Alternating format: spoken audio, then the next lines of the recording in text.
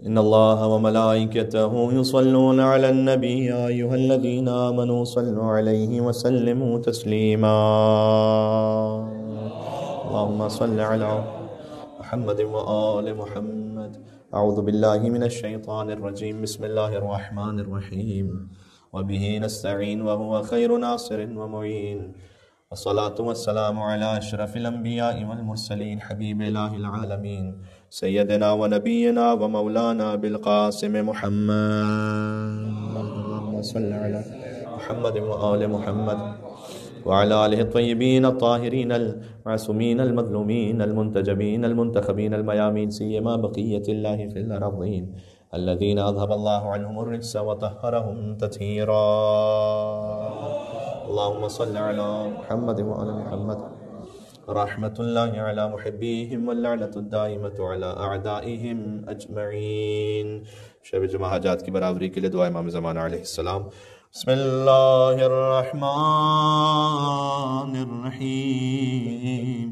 اللهم كل وليك الحجة ابن الحسن صلواتك عليه وعلى آبائه في هذه الساعة وفي كل ساعة وليا وحافظا وقائدا وناصرا ودليلا وعينا حتى تسكنه أرضك طوعا وتمتعه فيها طويلا. اللهم صل على محمد وآل محمد. ایک بلندر صلوات بھیج دیں محمد وآل محمد پر. اللهم صل على محمد وآل محمد. اللہ عز و جل کا شکر و احسان ہے کہ اس نے ایک اور شب جمعہ کی اطاعت اور عبادت کے لیے ہمیں نصیب فرمایا. اب شب جمعہ حضرت حجت سے بھی منسوب ہے اور ان کے جد ابا عبداللہ الحسین علیہ السلام سے بھی منسوب ہے. دونوں بزرگواران پر مل کے ایک اور صلوات بھیجیں محمد و آل محمد قال اللہم صلی علی محمد و آل محمد. آج ایک مختصر گفتگو میں اس بات کا تھوڑا سا انالیسس کرنا چاہتے ہیں کہ کیا سبب ہے کہ 1400 سال گزرنے کے بعد بھی ذکر ابا عبداللہ الحسین علیہ السلام زندہ اور تابندہ ہے اور اس میں اتنی زندگی ہے اس ذکر میں کہ ہزاروں کلومیٹر دور آپ مثلا یہاں میلبرن کی سرزمین پر یا دنیا بھر میں جہاں کہیں مومنین ہیں وہاں شب جمعہ امام حسین علیہ السلام کو یاد کرتے ہیں.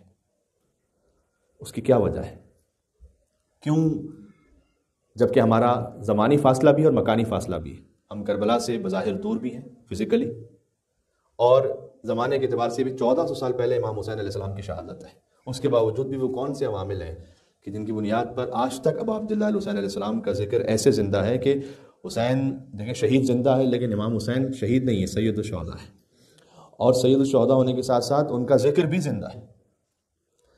اس میں زندگی عطا کرنے کی صلاحیت ہے. تو یہ کیوں ہے؟ جب ہم دنیا میں کہیں بھی فرش ازا امام حسین پر آتے ہیں تو ایک بات ذہن میں رکھیے گا کہ ہم اپنے آپ کو جوڑ رہے ہوتے ہیں اس لشکر سے کہ جو امام حسین کا لشکر تھا. جابر ابن عبداللہ انصاری نے 40 کے دن امام حسین علیہ السلام کی قبر مطہر سے مخاطب ہوتے ہوئے کہا کہ اے حسین میں آپ کے ساتھ تھا جب کربلا معلیٰ میں آپ کی شہادت ہوئی، اس لشکر میں تھا، میں نقل بالمعنی کر رہا ہوں. تو عطیہ جو جابر کے غلام تھے وہ یہ کہتے ہیں کہ ہم کہاں تھے امام حسین علیہ السلام کے ساتھ؟ ہم تو بعد میں یہاں پہنچے، 40 کے دن پہنچے تھے جابر ابن عبداللہ انصاری، تو ہم تو نہیں تھے امام حسین علیہ السلام کے ساتھ بظاہر. تو اس وقت جابر نے کہا کہ میں یہ فکر اس لیے کہہ رہا ہوں کہ میں نے اپنے حبیب ختمی مرتبت رسول اللہ صلی اللہ علیہ وآلہ وسلم سے یہ سن رکھا ہے اللہم صلی علی محمد وآل محمد. میں نے ان سے یہ سن رکھا ہے کہ ہر وہ شخص جو کسی قوم کے عمل پر راضی ہو اللہ اسے اسی کے ساتھ محشور کرے گا. تو اگر تم راضی ہو ابا عبداللہ الحسین علیہ السلام کے اس لشکر سے، تمہارا دل ان سے متصل ہے، تو سمجھو کہ تم عمل میں ان کے ساتھ شریک ہو. جنگ جمل میں ایک شخص تھا کہ جو مولا علی علیہ السلام کے پاس آیا اور اس نے آ کر کہا کہ مولا میرا بھائی، اس کا بہت دل کرتا تھا کہ وہ آپ کے ساتھ جہاد میں شریک ہو، لیکن وہ بہت دور ہے اور استطاعت نہ ہونے کی وجہ سے وہ آ نہیں پایا۔ تو امام نے کہا کہ کیا اس کا دل ہمارے ساتھ تھا؟ اب دیکھیں، یہ امام عالی مقام نے جمل کو فقط ایک خاص زمانے تک متعین نہیں کیا، پھر ایک خاص میدان کی جنگ نہیں ہے۔ اب کربلا فقط ایک خاص میدان میں نہیں۔ امام نے پوچھا کہ کیا اس کا دل واقعی ہمارے ساتھ تھا؟ اس نے کہا کہ مولا وہ تڑپتا رہا کہ کس طریقے سے آپ کی نصرت کو پہنچے۔ امام نے کہا کہ پھر فقط وہ نہیں بلکہ قیامت تک آنے والے ہمارے تمام محبین اور تمام وہ شیعہ کے جو چاہتے تھے کہ ہمارے ساتھ لشکر میں ہو، اللہ سبحانہ و تعالیٰ اس لشکر میں شمار فرمائے گا۔ ایک مل کے صلوات بھیجیں، نام امیر المومنین علی بن ابی طالب علیہ السلام پر۔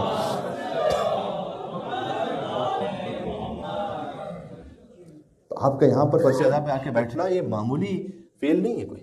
آپ اپنے عمل سے اس بات کا اظہار کر رہے ہوتے ہیں کہ میں اس لشکر سے راضی ہوں کہ جو حسین ابن علی کے ساتھ تھا۔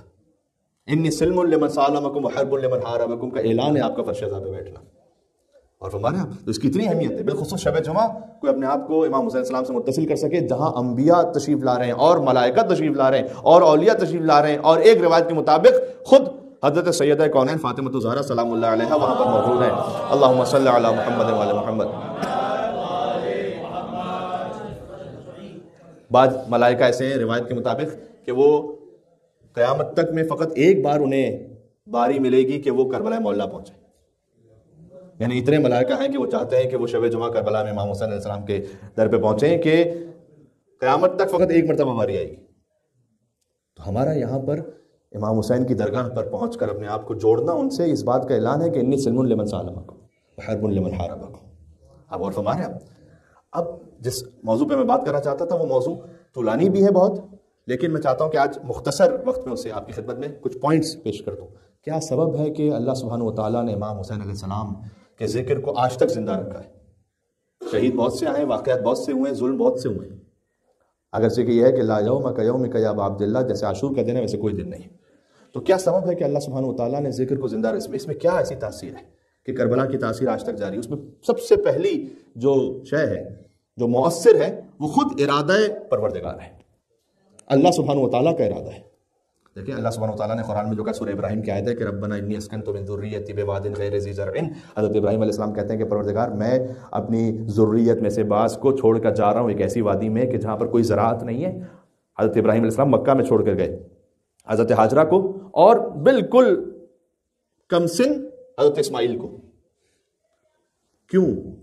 تیرا حکم ہے، میں اس لیے چھوڑ کر جا رہا ہوں، ربنا لیقیموا الصلاۃ، اور اس لیے چھوڑ کر جا رہا ہوں تاکہ نماز کو قائم کریں۔ تو جب نماز کو قائم کریں گے تو ہوگا کیا؟ لیکن بہت غور کیجیے گا، میں آپ کو زیارت وارثہ سے جوڑنے لگا ہوں۔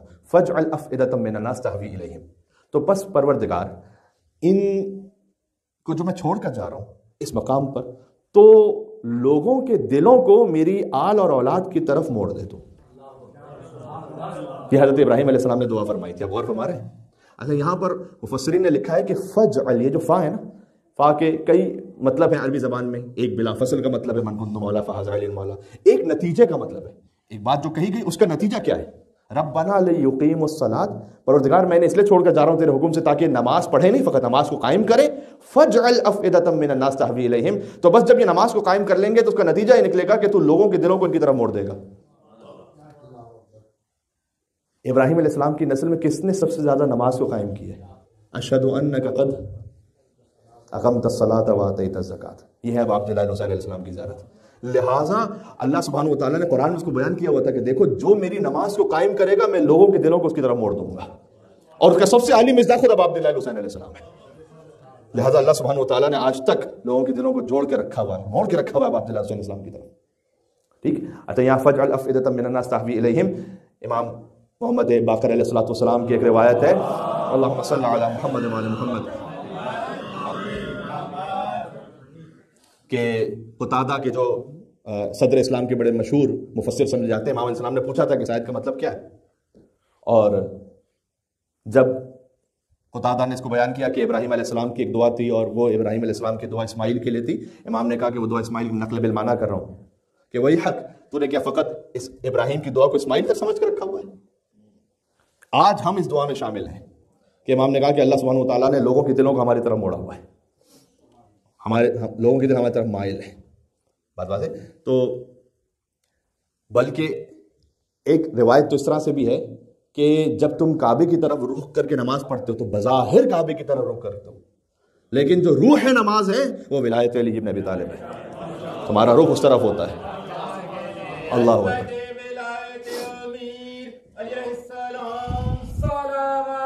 اللہم صلی علی محمد و علی محمد. ارادہ الہی یہ تھا کہ مکڑی کے جال سے حضور مکرم صلی اللہ علیہ وآلہ وسلم کی حفاظت ہو. تو اللہ سبحانہ و تعالیٰ نے ارادہ کیا. میں بہت ساری مثالیں اس کی اور ہو سکتی ہیں، اور اس سے ایک بات اور سمجھ میں آتی ہے، یہ جو نا فَجْعَلْ أَفْئِدَةً مِّنَ النَّاسِ تَهْوِي إِلَيْهِمْ کہ پروردگار تو لوگوں کے دلوں کو مائل کر دے. اس کا مطلب یہ کہ اللہ سبحانہ و تعالیٰ کے اختیار میں ہے کہ وہ کب لوگوں کے دلوں میں محبت ایجاد کر دے کسی کے لیے. کبھی ہے کسی کے پاس بظاہر مال بہت زیادہ ہے لیکن لوگوں کے دل اس کی طرف مائل نہیں ہے. کوئی ایک متوسط انسان ہے لیکن لوگوں کے دل اس کی طرف مائل ہیں. بظاہر دنیا میں کم سٹیٹس کا شخص ہے لیکن لوگ اس کی طرف مائل ہیں. یہ اللہ سبحانہ و تعالیٰ کا نظام ہے. حتیٰ یہ کہ شوہر اور زوجہ کے لیے بھی اللہ نے اپنی طرف نسبت دی اسے. وَمِنْ آیَاتِهِ أَنْ خَلَقَ لَكُم مِّنْ أَنفُسِكُمْ أَزْوَاجًا لِتَسْكُنُوا إِلَيْهَا وَجَعَلَ بَيْنَكُم مَّوَدَّةً وَرَحْمَةً. یہ جو جعل کا لفظ ہے اللہ تعالیٰ کہتا ہے کہ انی جاعل فی الارض خلیفہ، جیسے میں زمین میں خلیفہ بناتا ہوں ویسے ہی میں میاں اور بیوی کے درمیان محبت کو ایجاد کرتا ہوں. اللہ سبحانہ و تعالیٰ نے اسے اپنی طرف نسبت دی. یعنی یہ کہ آپ اس کے لیے مقدمات کو فراہم کر دیجئے، پھر اللہ سبحانہ و تعالیٰ کا کام ہے کہ وہ لوگوں کے دلوں کو موڑ دیں. تو ہمیشہ عزت فقط اقتدار سے نہیں ہے، اور اس پر میں عرض کر چکا ہوں کہ قرآن کی جو آیت ہے کہ اللہم مالک الملک تؤتی الملک من تشاء وتنزع الملک ممن تشاء وتعز من تشاء وتذل من تشاء بیدک الخیر انک علی کل شیء قدیر. اللہ نے ملک یعنی اقتدار اور پاور کو الگ ذکر کیا اور عزت کو الگ ذکر کیا. یعنی اس کا مطلب یہ کہ کسی کے پاس ہو سکتا ہے کہ اقتدار اور طاقت ہو لیکن عزت نہ ہو، اور ہو سکتا ہے کسی کے پاس عزت ہو لیکن بظاہر طاقت نہ ہو. یہ ممکن ہے. تو زیارت امین اللہ میں بھی ہے کہ ہم جب دعا کرتے ہیں محبوبۃ فی ارضک و سمائک، پروردگار اللہم اجعل نفسی مطمئنۃ بقدرک راضیۃ بقضائک مولعۃ بذکرک ودعائک محبوبۃ فی ارضک و سمائک، کہ پروردگار تو مجھے محبوب قرار دے زمین اور آسمان میں. محب ہونا ایک درجہ ہے، ہم انشاءاللہ محب اہل بیت ہیں، اور محبوب اہل بیت ہونا الگ درجہ ہے. یہ بات سمجھ میں آ رہی ہے میں کیا کہتا ہوں؟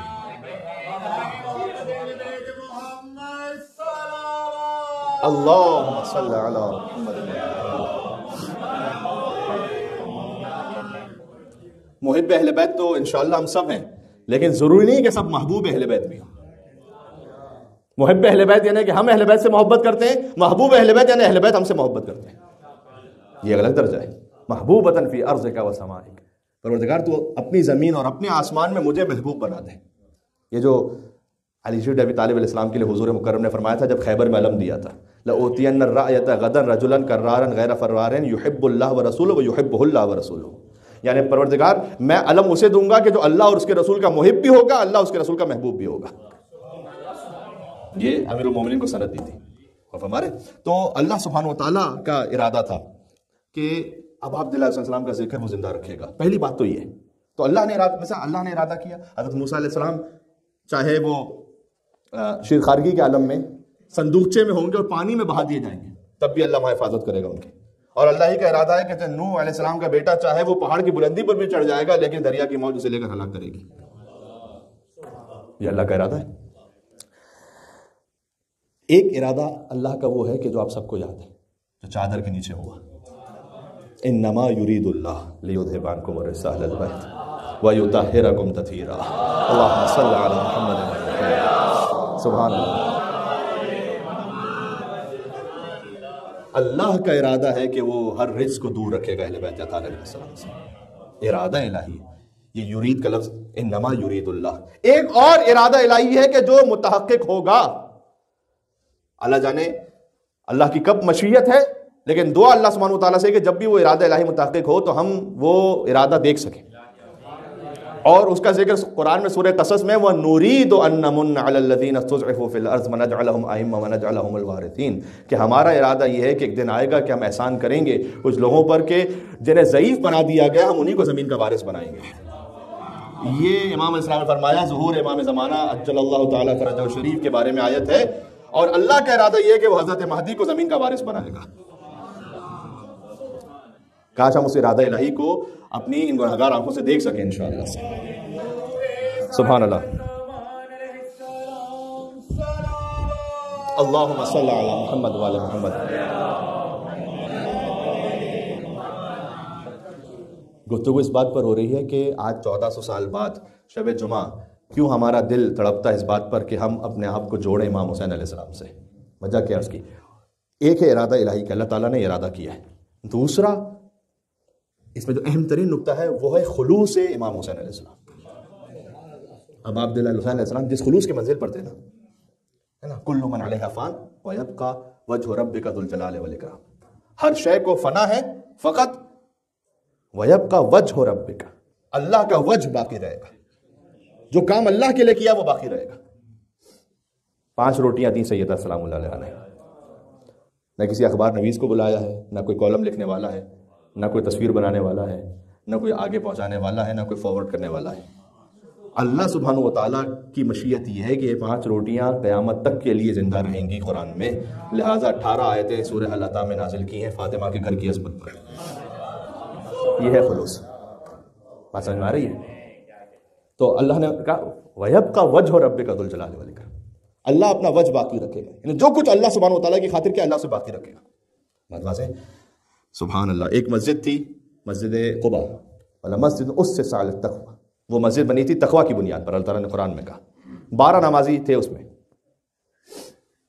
12 افراد آتے تھے تقریباً، اللہ تعالیٰ نے قرآن میں ذکر اس لیے تقوی کی بنیاد پر وہ مسجد بنی تھی۔ ایک مسجد اور تھی، مسجد زرار، بظاہر زیادہ خوبصورت، زیادہ بہتر مٹیریل سے بننے والی مسجد، لیکن چونکہ فتنہ و فساد پر بنی، اللہ نے کہا کہ مسجد قباء میں جو تم نماز پڑھو گے تو ایک نماز جو 2 رکعت کی ہو ایک عمرے کے ثواب کے برابر ہے۔ وَيَبْقَى وَجْهُ رَبِّكَ ذُو الْجَلَالِ وَالْإِكْرَامِ۔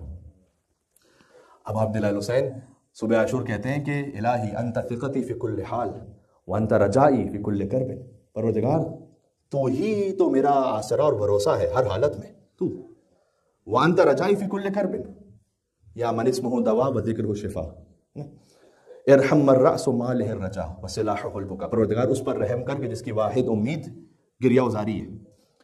تو امام حسین کہتے ہیں انت رجائی فی کل کرب، ہر مصیبت میں تو میری امید ہے پروردگار۔ یہ اب عبداللہ حسین نے عاشور پہ کہا، ہر مصیبت میں پروردگار تو میری امید ہے۔ یہ اخلاص ہے۔ اب عبداللہ حسین السلام کو ملاحظہ فرما رہے ہیں آپ جب ذوالجناح سے زمین پہ تشریف لائے کہ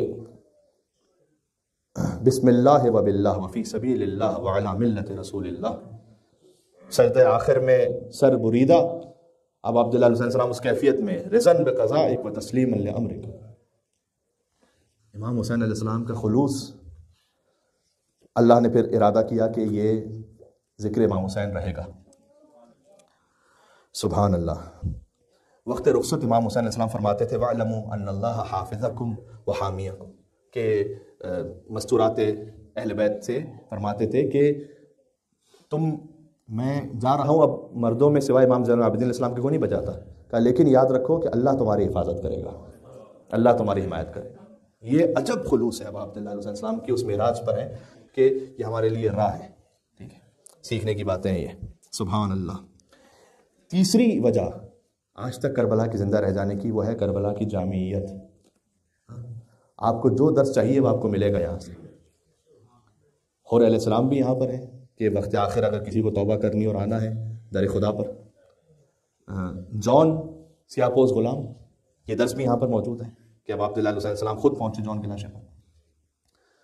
مثال کے طور پر ایک نام جو ہمارے یہاں کم لیا جاتا ہے کہ 11 سال کا ایک بچہ عامر بن جنادہ، اس کے لیے کہ کہتا تھا وہ کہ امیری حسین و نعم الامیر، کہ میرا امیر تو فقط حسین ہے اور کیا ہی اچھا امیر ہے حسین۔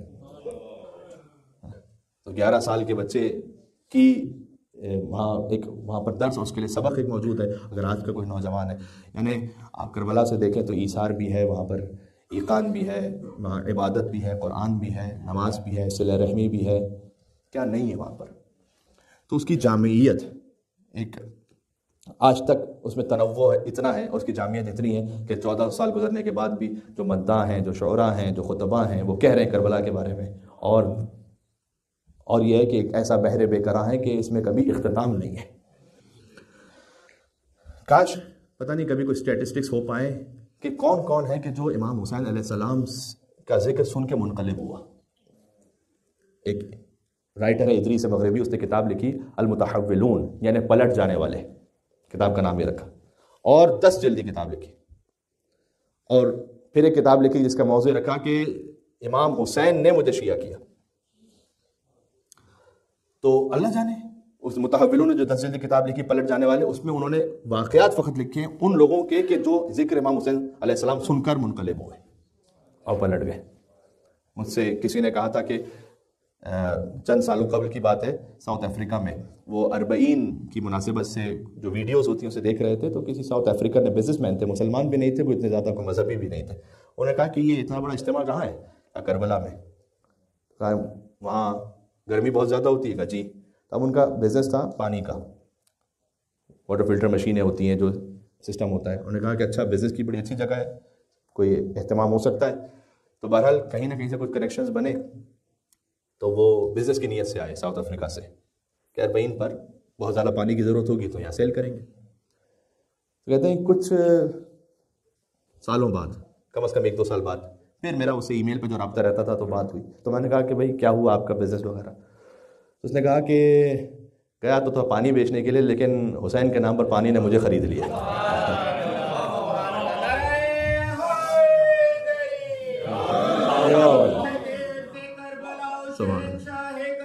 یہ ہے انقلاب۔ اللہ صلی اللہ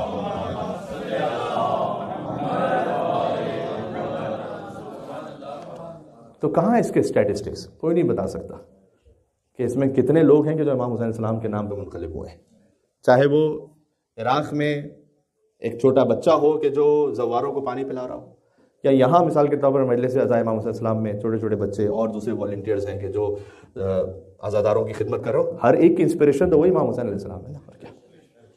چوتھی وجہ، اب تک میں نے 3 وجوہات آپ کے سامنے بیان کی کہ کیوں آج تک امام حسین علیہ السلام کا نام اس طرح سے زندہ ہے کہ زندہ انسپریشن ہے۔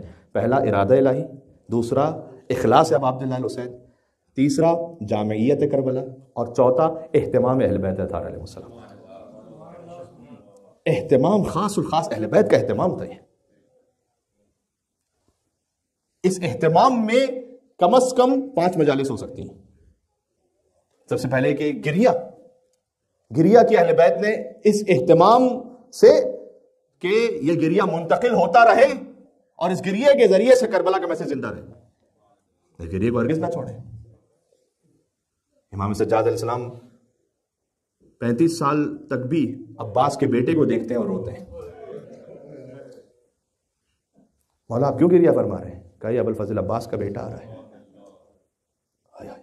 پانی کو دیکھتے روتے ہیں، کھانے کو دیکھتے گریہ فرماتے ہیں، بازار پہ جاتے گریہ فرماتے ہیں۔ امام صادق اسلام کی روایت ہے، یعنی بارش کی طرح آنسو ان کی آنکھوں سے بہ رہے ہوتے تھے۔ یہ گریہ رسول اللہ سے شروع ہوا، سیدہ کونین سلام اللہ علیہ نے گریہ فرمایا، مولانا علی علیہ السلام نے گریہ فرمایا، اور امام حسین علیہ السلام کے بعد ہر امام نے حسین پہ گریہ کیا، خاص اور خاص اہتمام کر کے گریہ کیا۔ پہلا یہ، اس گریہ کو زندہ رکھیں، اپنے بچوں تک پہنچائیں۔ کاش کوئی ایسا اہتمام ہو سکے کہ ہمارے جو ینگسٹرز ہیں بہت سارے ماشاءاللہ سامنے موجود ہیں، کہ ہم انہیں اردو زبان ہی میں، اور اگر ممکن نہ ہو تو پھر انگریزی زبان میں اس انداز سے کربلا کو منتقل کر سکیں کہ دل میں وہ رقت ہو کہ آنکھوں سے آنسو بہے۔ اس سے بڑی کوئی نعمت ہو نہیں سکتی، اس سے بڑی کوئی نعمت نہیں ہو سکتی۔ اس کی پہلی منزل جانتے ہیں کیا ہے؟ پہلی منزل یہ ہے کہ بچہ جب خود ماں باپ کو روتے ہوئے دیکھتا ہے نا، اگر ماں باپ ہی اس پہ گریہ نہ کر پا رہے ہوں، یا وہ شرم کا شکار ہوں، یا وہ اپنے طور پر گریہ میں اتنا آزاد نہ ہوں، تو ہو سکتا ہے کہ بچے تک یہ منتقل پوری طرح نہ ہو پائے۔ اس لیے آپ خود بھی گریہ کیجیے اور بچوں تک پہنچائیے۔ اس گریہ کی اپنی ایک امپورٹنس ہے، یعنی یہ نہیں ہو سکتا کہ ہم کہیں گے کہ گریہ کے بغیر ہم نے امام حسین السلام تک پہنچ جائیں گے، محرم کی مجلس سے میسج تو مل گیا، گریہ ہوا نہ ہوا کیا فرق پڑتا ہے نا۔ امام صادق اسلام کے پاس کوئی نیا میسج پہنچنے کی ضرورت تھی کہ جو وہ گریہ فرما رہے تھے؟ خود اپنے زمانے کے حسین تھے۔ امام زین العابدین علیہ السلام کے پاس کوئی نیا پیغام پہنچنے کی ضرورت تھی کہ ان کے تک درس پہنچنے کی ضرورت تھی کیا؟ نہیں، خود اس گریے میں تاثیر رکھی اللہ سبحانہ وتعالیٰ نے، کہ فرمایا کہ سمندر کی جھاگ کے برابر بھی کسی کے گناہ ہو تو اسے امید رکھنی چاہیے کہ گریہ برابر عبداللہ علیہ السلام سے گناہ معاف ہوں گے۔ تو یہ اہتمام اہل بیت ہے۔ ایک پہلا ہے گریہ، ویپنگ، دوسرا ہے اشعار کے ذریعے سے شعراء کے لیے انہیں بہت عزت و اکرام سے نوازا، کہ کبھی دیبل آئے امام رضا علیہ السلام کی محفل میں، امام اپنا پیرہن عطا فرمائے۔ دیبل کو امام رضا علیہ السلام نے اپنا پیرہن عطا فرمایا اور کہا کہ اے دیبل، اس پیرہن میں نے 1000 قرآن ختم کیے، 1000 راتوں تک نماز پڑھی، اے دیبل میں یہ پیرہن اپنا تمہیں بطور ہدیہ دے رہا ہوں، اور 100 درہم دیے۔ تو دیبل نے کہا کہ مولا یہ 100 مجھے درہم کی ضرورت نہیں، میں نے فقط خلوص کے ساتھ پڑھا تھا آپ کی خاطر۔ آپ کی طبیعت شاید منقلب ہوں گی۔ امام رضا نے کہا کہ دیبل، ہم جانتے ہیں کہ تم نے خلوص کے ساتھ پڑھا تھا، لیکن ہم عذر چاہتے ہیں، اگر اس سے زیادہ ہوتا تو میں تجھے ادا کرتا، تو میری طرف سے اس معذرت کو قبول کرو، اس وقت یہ 100 درہمیں یہ لے کے جاؤ۔ کمیت منا کے میدان میں امام صادق علیہ السلام سے کہتے ہیں مولا اشعار پڑھنے کا دل چاہ رہا ہے۔ امام نے کہا کہ کمیت یہ ذکر خدا کی جگہ ہے، اشعار پڑھنے کی جگہ نہیں ہے۔ کہ مولا میں چاہتا ہوں آپ کی جد کی خاطر اشعار پڑھوں۔ کہا اچھا کمیت اگر تم میرے جد کی خاطر اشعار پڑھنا چاہتے ہو تو رکو میں خیمہ لگاتا ہوں۔ امام نے خیمہ لگایا، پردہ آویزہ فرمایا، ایک طرف مرد ایک طرف مستورات، اور کمیت نے پڑھنا شروع کیا۔ تاریخ میں ملتا ہے کہ بی بی سکینہ، ایک بی بی جن کا نام سکینہ جو امام حسین علیہ السلام کی نسل میں سے ہیں، انہوں نے کمیت کی خدمت میں ہدیہ بھیجوایا۔ ایک اور امام زادے تھے، انہوں نے ایک جگہ کی زمین ان کے نام پہ لکھی۔ کہا مولا مجھے اس کی ضرورت نہیں تھی، میں نے فقط خلوص سے کہا تھا۔ امام نے کہا کہ یہ وہ ہدیہ ہے کہ جو ہم تمہیں اپنے جد کے ذکر پر، تمہارے خلوص میں کوئی شک نہیں ہے، اپنے دل سے عطا فرما رہے ہیں۔ تو یہ اشعار کے لیے خاص و خاص اہتمام۔ تو اہتمام اہل بیت میں ایک ہے گریہ، دوسرا ہے اشعار اور مرثیہ خوانی، تیسرا خود زیارت امام حسین علیہ السلام۔ کمن زار اللہ فوق عرش، کہ حسین کی زیارت کرنے والا جیسے عرش کے اوپر خدا کی زیارت کر رہا ہوں۔ اب اس سے بڑھ کے کیا اجر ہوگا کوئی؟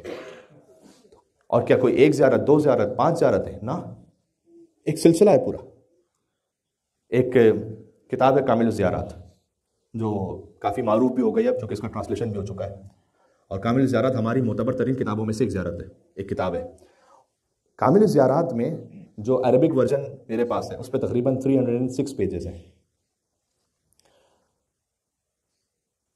وہ زیارت شروع ہوتی ہے رسول اللہ صلی اللہ علیہ وآلہ وسلم سے، اور اس میں امام حسن عسکری علیہ السلام تک زیارات ہیں، پھر مومنین کی زیارتیں ہیں، اور باب نوادر ہے۔ تمام ائمہ کی جو ملا کر زیارتیں ہیں نا، ان سب کا ذکر ملا کر تقریباً 60 صفحات پر ہے یا 70 صفحات پر ہے۔ امام حسین علیہ السلام کا ذکر 240 صفحات پر ہے۔ اتنا خاص الخاص اہتمام فرمایا جب ہے کہ امام پوچھیں مسمع سے کہ کیا تم جاتے ہو میرے جد حسین کی زیارت پر؟ کہے کہ مولا کہ میں تو نہیں جا پاتا، میں تو بہت دور رہتا ہوں، میں تو کوفہ میں رہتا ہوں۔ کہا جاؤ اپنے گھر کی چھت پر داہنے بہانے دیکھو، آسمان کی طرف رخ کرو۔ یہ شرط اضافی ہے، اگر آپ یہ نہ بھی کر پائیں تب بھی یہ زیارت ہے کہ پھر کربلا کا رخ کر کے کہو السلام علیکم ابا عبداللہ، السلام علیکم ورحمۃ اللہ وبرکاتہ، تمہیں ایک حج اور ایک عمرے کا ثواب اللہ عطا فرمائے گا۔ امام حسین علیہ السلام کی زیارت کے جو ثواب ہے نا، وہ استحقاقی نہیں ہے، وہ اعطائی ہے۔ بات سمجھ میں آئی میں نے کیا عرض کیا؟ ڈیزرونگ ہونے کی وجہ سے نہیں ہے یہ ثواب، یہ وہ ہے کہ لیلۃ القدر خیر من الف شہر۔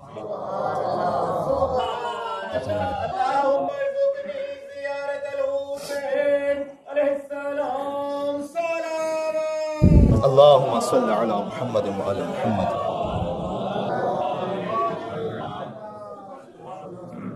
شب قدر میں جو زیارت ہوتی ہے 1000 مہینوں کے برابر نہیں، بہتر ہے۔ تو کیا ہم ڈیزرو کر رہے ہوتے ہیں؟ نہیں، اللہ تعالیٰ نے کچھ خاص اہتمام ایسا رکھا ہوا ہے کچھ موقع اور مناسبتوں پر کہ تم ڈیزرو نہیں کرتے نا، ہم اپنے رحم اور کرم سے تمہیں عطا فرمائیں گے۔ اس میں زمانے کے اعتبار سے شب قدر ہے، مکان کے اعتبار سے کربلا ہے۔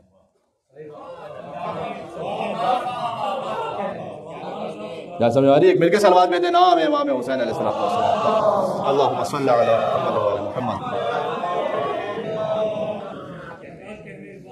یہ اس سوال کا جواب ہے کہ مولانا ہم نے تو کچھ کیا ہی نہیں، تو ایک حج اور ایک عمرے کا ثواب کیسے مل گیا؟ تو شب قدر میں کیا کیا تھا آپ نے؟ کہ اللہ تعالیٰ 1000 مہینوں کی عبادت سے بڑھ کے ثواب دے رہا ہے، کیا کر لیا تھا؟ اللہ تعالیٰ نے رکھا ہے یہ ذریعے اور وسیلے اور بہانے رکھے ہیں اللہ تعالیٰ نے کہ تم مجھ سے جڑ کے رہو۔ اب کیا میں آپ کو روایت سناؤں؟ ابن عباس کے سامنے ایک شخص مولا علی پر سب و شتم کر رہا تھا۔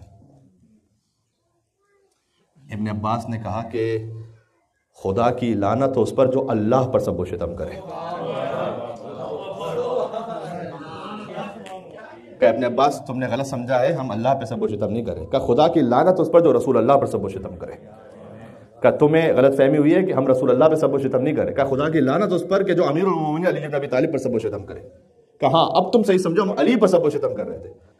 کہتے ہیں واللہ میں نے رسول اللہ سے سنا ہے کہ اے علی جو تجھ پر سب و شتم کرے وہ مجھ پر سب و شتم کر رہا ہے، جو مجھ پر سب و شتم کرے وہ اللہ سبحانہ و تعالیٰ پر سب و شتم کر رہا ہے۔ اس لیے میں نے یہ کہا اللہم صلی علی محمد وعلی محمد۔ بات واضح ہو گئی؟ تو یہ اللہ سبحانہ و تعالیٰ کا اہتمام تھا، کیا کہنے۔ بس عزیزوں بات میں اور بھی گنجائش ہے، میں نے کہا کہ اس پہ کم از کم 4 سے 5 مجالس پوری ہو سکتی ہیں، لیکن آج کی گفتگو سے میسج یہ ملا کہ سب سے پہلے تو اپنے اندر ہم خلوص لے آئیں امام حسین کے نام پر۔ جو خلوص لے آئے گا امام حسین السلام کے نام پر، اب اللہ کی مشیت میں ہے کہ پھر اللہ جب چاہے گا اس کے کام کو زندہ کرے گا۔ میں اس لیے نہیں کہ سامنے موجود ہے، لیکن حوصلہ افزائی بھی ہو جاتی ہے اور بات میں ایک اور تشویق۔ ہمارے یہاں محترم جاذب بھائی جو خاص ایک انداز سے درود و صلوات بھجواتے ہیں، مجھے پتہ نہیں دنیا بھر میں کہاں سے لوگ میسج کرتے ہیں کہ مولانا صاحب وہ جو آپ کی مجلس میں خاص صلوات بھجوا رہے ہوتے ہیں وہ صاحب کون ہیں؟ اب میں جانتا ہوں کہ ان کی نیت یہ نہیں تھی کہ دنیا میں سوشل میڈیا پر لوگ میرے صلوات سن رہے ہوں، ان کی نیت یہ تھی کہ میں بھی ذکر امام حسین میں شریک ہو جاؤں۔ اللہ تعالیٰ نے اہتمام کر دیا۔ سبحان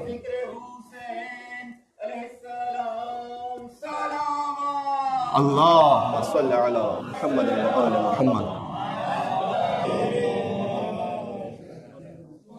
تو یہ اللہ عز و جل کے ارادے ہیں،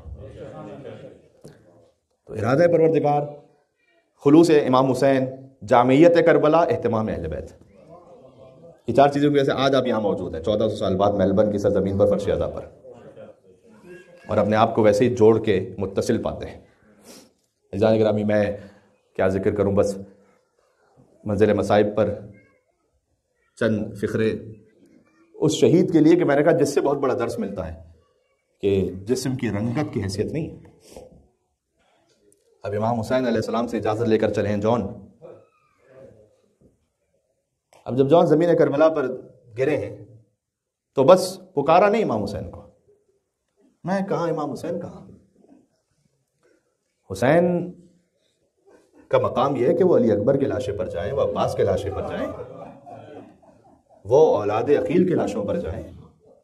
میرے لاشے پر امام حسین علیہ السلام، مجھ جیسا ایک بہت حقیر سا، یہ میرے الفاظ نعوذ باللہ من ذالک، بس میں اپنے آپ کے لیے جیسے جون تصور کر رہے ہیں کہ مجھ جیسا ایک غلام اس کے جنازے پر امام حسین آئے، یا اللہ۔ لیکن دفعتاً جون نے محسوس کیا کہ جیسے کوئی ایک گرم ہاتھ ہے کہ جو جون کے چہرے کو بلند کر رہا ہے، اور جب نگاہوں کو کھولا تو ابا عبداللہ الحسین وہاں موجود تھے۔ روایت میں ہے کہ دوست و دشمن نگاہ کر رہے تھے اس وقت کہ جب امام حسین نے اپنا رخسار نیچے کیا، فوضع خدہ علی خدہ، اور اپنا رخسار جون کے رخسار پر رکھا امام نے۔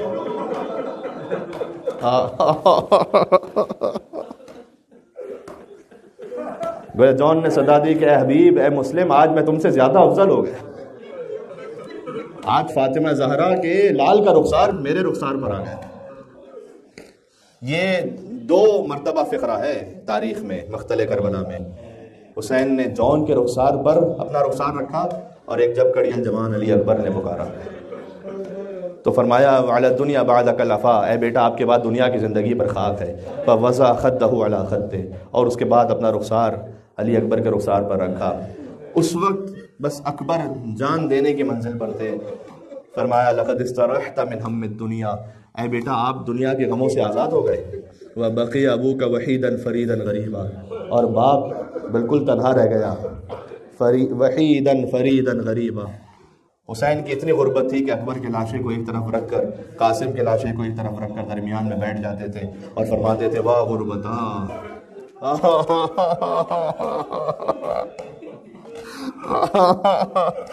واہ غربتا، واہ غربتا۔ یہ امام حسین علیہ السلام کہتے جاتے تھے۔ آخری فقرہ عرض کروں گا، اس کی تفصیل میں نہیں جا سکوں گا، تفصیل کبھی اور سناؤں گا۔ علماء نے لکھا ہے کہ کربلا میں عاشور کے دن 5 موقع ایسے تھے کہ جب امام حسین نزدیک تھا کہ اپنی جان دے دیں گے، کہ ابھی حسین کے جسم اطہر سے روح نکل جائے گی، اور وہ 5 موقع شہزادہ علی اکبر علیہ السلام سے نزدیک تھا کہ حسین جان دے دیتے۔